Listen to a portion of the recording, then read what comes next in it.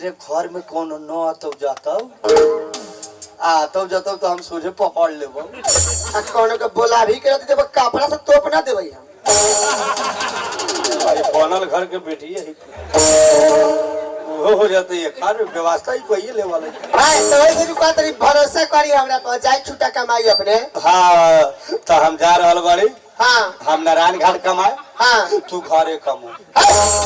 हम घरे कथी में कमाए तो हमने दोनों बातें के कमाई से कर्जा ना सहतल। हां हमने कहता है अपने पीगो खबो पीबो आ तू अपना हाथे एको बरस भीड़ गेले त कर्जा सध गेल। हम कथी भी तोरा थाई कमाई नहीं दुनिया पहले हम कथी काम करी तो लिमिट ना कहां तक ले कमा ले तो ऐसे कोई ना सिलाई करे नी कंप्यूटर चलावे नी पढ़ल लिखल बड़े तोर पैसा के कमी होता। हां तो हम जाई कि हमारे दिन भर बंद रखी दिन भर बंद रखी साफा दिन भर के मारी बंद रखिए। हां मेरा रू हां रात होते फ्री खोल दी आओ दिन भर खोल के रखा बनाते बंद कर दे। यही चाल से ना गरीब हो गेल बाड़ू आ रात में खोलन तो धनिक हो जाए। हां रात में लक्ष्मी घूमल है। लक्ष्मी घूमल है। हां बॉर्डर पर घर आवा रात में चोर ढुकल है तो तू कहां सुतबे कहां घर में सुत ना के मारे बंद कर दिया। हां सवेरे खा लिया। हां स्विच ऑफ करके अन्हार हो जाए। हां तब बिछौना उठा लिया। हां बकरी वाला घर में जाके बड़का खसी ला सुत रहा। हां नाश्ता बार के खसी लगे 25,000 के खसी भले जाई। हम नाश्ता कहते ही नाश्ता पे ना सुते काहे ओ दिन गईनी रोटी खिया तो पिठिया ले रहे तो चाले हो पिठुआए वाला अलगे से पी के भागत है कि जाके नहीं उड़ के खिए बतला चापन खसी तो दुलार से ना खियाई। ओ मार साहब से पूछ अपना खसी लंग कथी के दिक्कत है अपना हो लग तो तू चार को घर में खसी बा। हां अपना थल कथी के दिक्कत है ना सुते मालूम कि ना सुते तो कैसे सुते नहीं कैसे सुतल रात रात के खसिया खुला गई तो समझी का हो जाए साला खसी उल्टा है। बाबूजी के सुता दे आगो हम बाबू के दामा के मेहमानी बकरी वाला रह गए ले जाते चाहे रहता ही। हां खसी लगना चाहिए साला वो अल्टर खसी है। हां अब तू सूते वाला बड़ा वैसा ने हां कहीं तो नींद पड़ गेल बा खसिया धोखा से खुल गेल। हां तो घरे में से डायरेक्ट छावड़ा दानू के सिंगल लौका देतो मेहरारू आ सुने ने टेंशन से दूर रहिए ना 1.5 किलो दूध उठाओ ना कर देले बढ़ियो भैंसी के ना भैंसी के ना ता पाड़ा के आओ पाड़ा का दूध दे वाले तो बाप दादा दही दूध ना खाइले तोहर बात तो खइले भैंसी के 1.5 किलो दूध उठाओ ना कर देले मार साहब यहां से। हां तनी गाय के कहले हो खेम ना गाय नहीं मार साहब गाय की रख ले भैंसी रख ले तो भैंसीए के मार साहब लागल है कि ना लागल है कि ना एको गो ना एको साज ना तो कहां से दूध आता है दूसरा उरी अबेला से जाऊ देखे। ठीक है अपने यहाँ से कर दे कर दे वाले बोला से कह दो ठीक है। हां तीनों एक किस्म के है 1.5 किलो दूध हो। हां पाउड के तू 1 किलो चूल्हे पर से पी जाइए। हां 1 किलो चूल्हे पर से पी जाइए। हां आधा किलो बाँच जाता हूँ। हां तब पा भर खसी के पिया दी बाबा खसी के हाँ पा भर खसी के पिया दिए ठीक बा। हां आ कितना बात जाई था बाबा तब पा भर बात जाई था। हां तो मैं आधा 1 लोटा पानी फेंट के बाबू के दे दिए है 2 टाइम। बाबू के निमन पियम तो बाबूजी मोटाई है कथी होई है मोटाई है। हाँ मुस मोटाई तो लोढ़ा होता है तू पिए तू मोटाए बे तो 2 रुपया या बाबू के पीला से कदे फायदा होता है तू पिए ठीक बा। हां चला तेगा यात्रा बना लू यात्रा है। हां तो ओकरा बाद जाए कितना लोग केना लोग है है कथी बैठल हां कथी बैठल महाजग होय वाला है मूर्ति बनै थे त हिले की का है बिहार पर नहीं ये तो चल तो लोग के अपने लाज नहीं तो हमनी के कथी टेंशन लग रही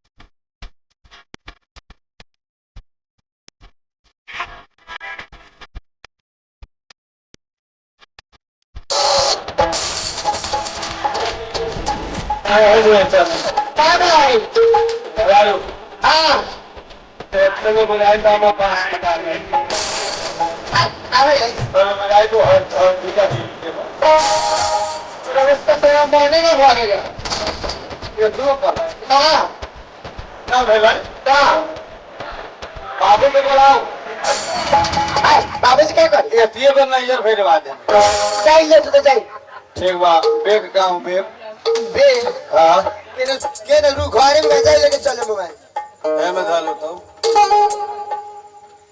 हां यही में बा हाँ।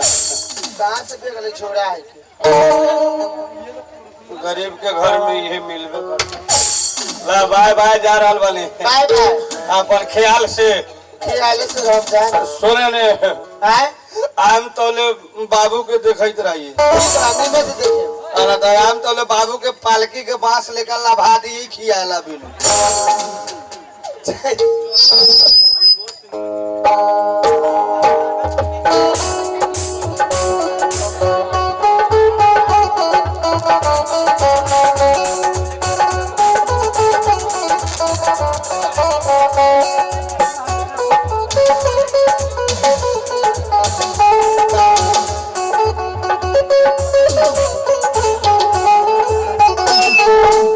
भाई हमारा नाम प्रवीण चौधरी है और हम एक अर्जेंट है। हमारा काम यह है कि अपन नेपाल देश से लोग के विदेश बैठावे के सऊदी दुबई कतार मलेशिया बढ़िया कंपनी होके हर बढ़िया सुविधा होके। लेकिन क्या बताएं ये मोदी जी के नाम से वीसा आई बड़न अभी तक मोदी जी काठमांडू मेन पावर में भूगल नहीं खे। मेन पावर से फोन पर फोन आ रहा कि मोदी जी बानी कहा असत हम चलते हैं वहाँ के घरे और चल के पता लगाओ थे कि मोदी जी बानी कहा हसत हम चलते हैं।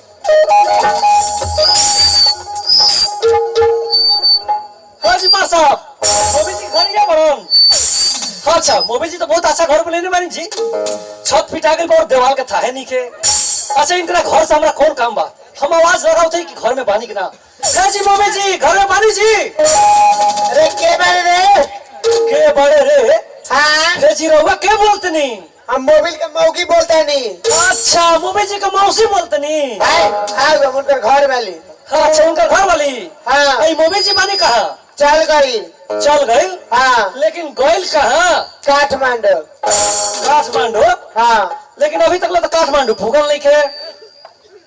हाँ 8 बजे पूग जाए 8 बजे पूग जाए हाँ अच्छा सुनी ना रो एक बार बाहर मत आई बाहर ना निकले ना लेकिन काहे खातिर हम मारदा कला घर से ना निकलिए अच्छा मोदी जी कहले बानी बाहर ना निकलेला हाँ सुनी रोवा घबराई मत हम अर्जेंट बोलते नहीं हम रोवा के कुछ ना करे एक बार बाहर मत आई रुकी आवत नहीं आई आई अरे बाप रे बाप ये तो मोदी जी के परिवार बहुत खूबसूरत भी है। यदि ऐसा ऐसा हमने के परिवार रही तो ऐसा परिवार के छोड़ के विदेश ना जीती। ए जी सुनी ना बोली ना अब मोदी जी कब निकलनी है घर से 8 बजे सवेरे 8 बजे सवेरे हाँ लेकिन मोदी जी तो अभी तक काठमांडू पुगल नहीं खे। भूख जे तनका देर में ए जी तनका चेहरा है ना दिखाई नू ना लाज लगता अच्छा लाजो लगला जी हाँ सुनी ना एक बात कही बोली वो बुरत ना माने ना अपने बहुत खूबसूरत बनी जी तो लड़के से बानी लड़के से बनी तब कर ये तो हम तो आजे ना देखत नहीं सुनी ना एक बात कही कहीं ना वो दुख ना माने ना अपने का चेहरा देख अपने का ब्यूटीफुल देख के नू हाँ पहली नजर वाला प्यार हो गई जी। प्यार हाँ भागन नतिया भतिया तो चूल्हे में जोड़ के चार ना कर दे। इतना भड़कत का बनी। यदि तू हमरा से प्यार करबो नु तो तोरा खातिर नया नया साड़ी गहना हर एक चीज लिया दे। हम अर्जेंट है, हमर कमीनी भी बहुत होला। अरे नतिया भतीजा कोरिया तू घर जावे कि ना कोरिया रे। इतना भड़कत का बनी। हाँ। हमर बात ना मानबू, ना। हमरा से प्यार ना करबू ना। तो अपने को मरद मोबिल जी विदेश जाता नु हाँ। तो विदेश में कुछ करा सकते नहीं। चाहे हम तोकरा के जान से मरवा सकते नहीं। इतना का पावर बा, सोच बा। एजेंट साहब हमरा मर्द के मत कुछ करी। अरे वो जाति के हम ताती माने ले तैयार बनी हम। मारे ला तैयार बनी हाँ तो हमरा से प्यार कर ली। चलो राजा जी।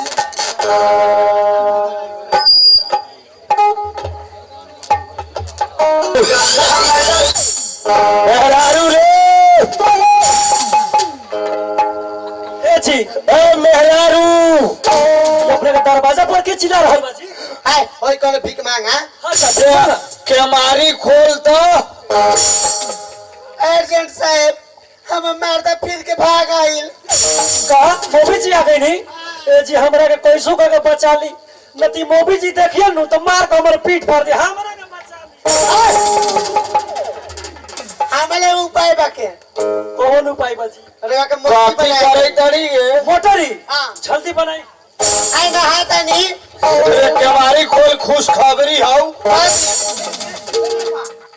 केमारिया खोलबू तब ना। दूरा पोई कामना सारवा के चप्पल दुआरी पर धइल बरे। पहले से डर लई चप्पल धइल। मेहरारू अरे खुशी के खबर आ गेलौ। 1.5 लाख रुपया वो दे रही अर्जेंट हो के भीसवा झड़ गेलाई। बस में से फिर गेलियो। मार साहब अब फिर गेले अर्जेंट के पैसा दिया रहे 1.5 लाख। भीसा झड़ गेले ही बेर फ्लाइट बा विदेश से जाए के भाई। अब हाँ हाँ अब लगे हरामा में कमैनी से पेट भरी। 1.5 लाख रुपया 6 महीना पहले ले ले रहे। जल्दी केमारी खोल जल्दी। जा इधर भाग के चलो लाई। भाग ना ता बाबू गेलो लइए बस स्टेशन। हां फिर आवे हाँ। कह दे गेलो बाबू पासपोर्ट कले नहावा के तैयारी हो तो पासपोर्ट का तो आजू में झर लऊ। तो कहिया जे आजू फ्लाइट बियान 7:36 में एके में डायरेक्ट काठमांडू से।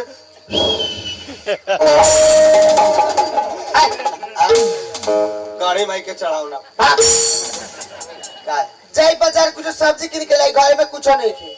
अब कुछो ना सब्जी ना पनीर किनाई। तो जाई ना किन के ले आए। तोरा के लगा विदेश के फ्लाइट हो रहल बा।